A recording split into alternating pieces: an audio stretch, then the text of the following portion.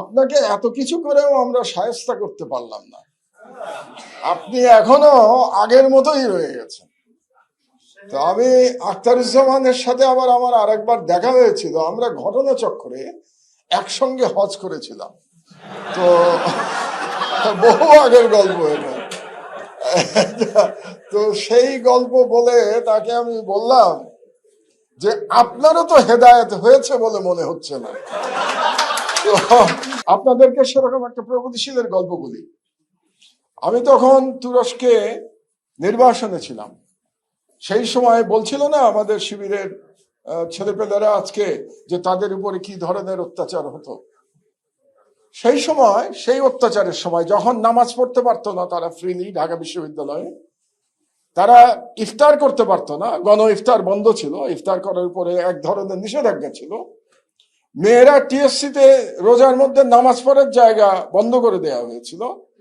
তো সেই সময় আমার কাছে যখন খবর গেল, আমি তখন একটা অনলাইন পত্রিকা লন্ডন থেকে চালাতাম, আমার দেশ নামে, আমার দেশ ইউকে নামে চালাতাম, প্রবাস থেকেই, নির্বাসন থেকেই। তো আমি একটা নিউজ করতে চাইলাম, ঢাকা বিশ্ববিদ্যালয়ে যে ইয়াং ছেলে মেয়েরা ইসলাম ধর্ম পালন করতে গিয়ে বাধার মুখে পড়ছে, এই ব্যাপারে একটা সংবাদ ছাপাতে চাইলাম। তো আমি চিন্তা করলাম যে সংবাদ ছাপাতে হলে আমার তো ভিসির সাথে কথা বলা দরকার, কারণ আমার একটা নীতি আছে, আপনারা খেয়াল করবেন। সংবাদে ভুল ভ্রান্তি হতে পারে, কিন্তু আমরা সবসময় চেষ্টা করি আমার দেশে অন্তত উভয় পক্ষের খবরটা দেওয়ার জন্য, মানে যার সম্পর্কে সংবাদ প্রকাশিত হয় তার মতামতটাও কিন্তু আমরা সংবাদের মধ্যে দিয়ে থাকি, এটাই আমাদের এডিটোরিয়াল পলিসি। তা আমি মনে করলাম ভিসির সাথে কথা বলা দরকার। তখন ঢাকা বিশ্ববিদ্যালয়ের বিখ্যাত ভিসি ছিলেন আপনাদের চা সিঙ্গারা খাওয়া ভিসি আখতারুজ্জামান। তো আখতারুজ্জামানকে আমি ফোন করলাম। ফোন করে প্রথমে নাম বলা মাত্র তো তিনি চমকে উঠলেন, নাম এবং পরিচয় দিলাম, এবং তারপরে বললাম যে আপনার এখানে মুসলমান ছেলে এবং মেয়েদের এভাবে তাদের ধর্ম পালনে বাধা দেয়া হচ্ছে। তিনি অত্যন্ত রাগান্বিত হয়ে আমাকে জবাব দিয়েছিলেন, খুব মজার জবাব। বলেছিলেন, আপনাকে এত কিছু করেও আমরা শায়েস্তা করতে পারলাম না, আপনি এখনো আগের মতোই রয়ে গেছেন। তো আমি আখতারুজ্জামানের সাথে আবার আমার আরেকবার দেখা হয়েছিল, আমরা ঘটনাচক্রে একসঙ্গে হজ করেছিলাম। তো বহু আগের গল্প এটা। তো সেই গল্প বলে তাকে আমি বললাম যে আপনারও তো হেদায়েত হয়েছে বলে মনে হচ্ছে না। তো এটা বলে আমি আখতারুজ্জামানের সাথে আমার টেলিফোনটা আমি রেখে দিয়েছিলাম। আমি এই গল্পটা এই জন্য বললাম, আখতারুজ্জামান এখানে থাকলে ভালো হতো। গল্পটা এই জন্য বললাম যে আমাদের তথাকথিত প্রগতিশীলতা বোঝানোর জন্য এই কথাটা বললাম। আমাদের দেশে প্রগতিশীলতা মানে হচ্ছে ইসলাম বিদ্বেষ, প্রগতিশীলতা মানে হচ্ছে ভারতের প্রতি নিঃশর্ত আত্মসমর্পণ। এটা হচ্ছে আমাদের দেশের প্রগতিশীলতার ডেফিনেশন। আমি এই প্রগতিশীলতা, প্রতিক্রিয়াশীলতায় বিশ্বাস করি না।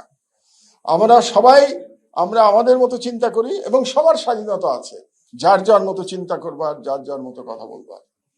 তো যে কথাটি বোঝা দরকার আমাদের, যে আমাদের এই লড়াই দীর্ঘ লড়াই, এবং এই লড়াই বাংলাদেশ এমন একটা জিওগ্রাফিক্যাল জায়গায় আছে। একটু আগে রনি জিওপলিটিক্সের কথা বলছিল, আমি খুব সংক্ষেপে বলবো দুটো তিনটে লাইন, যে আমাদের জিওগ্রাফিক্যাল লোকেশনটা খুব চ্যালেঞ্জিং এই কারণে যে আমরা surrounded by non Muslim countries. আমরা একটা দ্বীপের মতো, একটা মুসলমানদের দ্বীপ হচ্ছে বাংলাদেশ, তার চারদিকে প্রায় পুরোটা অংশ জুড়ে হচ্ছে হিন্দুত্ববাদী ভারত, আর একদিকে বুদ্ধিস্ট মিয়ানমার। সুতরাং আমাদের লড়াই চলমান।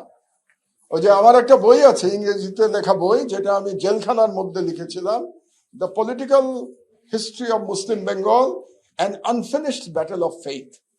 এই যে আনফিনিশড ব্যাটল অফ ফেইথ, এটা কিন্তু চলমান থাকবে, এটা আমাদেরকে মনে রাখতে হবে। সুতরাং আমাদের সার্বভৌমত্ব বজায় রাখতে হলে এইটা বিশ্বাসের মধ্যে দিয়ে সার্বভৌমত্ব বজায় রাখতে হবে, আর নয়তো সার্বভৌমত্ব থাকবে না। এটাই হচ্ছে আমার আপনাদেরকে মেসেজ দিতে চাচ্ছি আমি। এবং আপনারা জানেন আমি বুয়েটের ছাত্র, আবার কেউ কেউ হয়তো জানতে পারেন আমি কিন্তু এই বিশ্ববিদ্যালয়েরও ছাত্র, আমি আইবিএর ছাত্র। সুতরাং এই পাশেই এই মধুর ক্যান্টিনে অনেক চা খেয়েছি, কাজেই দুই বিশ্ববিদ্যালয়েরই ছাত্র আমি। তো আমাদের লড়াই দীর্ঘ লড়াই, ইনশাআল্লাহ। আমার তো বয়স হয়ে গেছে, আগেই বললাম, তবে এই বয়সে এসে আমি প্রথম বাংলাদেশ সম্পর্কে আশাবাদী হতে শুরু করেছি, কারণ আমাদের জেনজি রেভলিউশন, আমাদের ছেলেমেয়েরা যে এতটা পরিবর্তিত হয়ে গেছে, তারা যে এতটা কালচারালি কনসিয়াস হয়ে গেছে, তারা যে এতটা আত্মপরিচয়ে বলিয়ান হয়ে গেছে, এটা জুলাই বিপ্লব না হলে আমি জানতাম না। তো সুতরাং জুলাই বিপ্লবের মাধ্যমে তরুণরা আমাদেরকে জানিয়েছে যে বাংলাদেশকে আর পদানত করা যাবে না, বাংলাদেশের সার্বভৌমত্ব আর লুণ্ঠন করা যাবে না। সেটা যতই ভারতে বসে ফ্যাসিস্ট শেখ হাসিনা অপচেষ্টা চালিয়ে যাক না কেন, আমাদের তরুণরা অবশ্যই ভারতীয় সকল অপচেষ্টা রুখে দেবে। এবং আমাদের তরুণদের সেই লড়াইয়ে আমি বৃদ্ধ মাহমুদুর রহমান সঙ্গে থাকার কথা বলে এবং অঙ্গীকার করে আমার বক্তব্য শেষ করছি।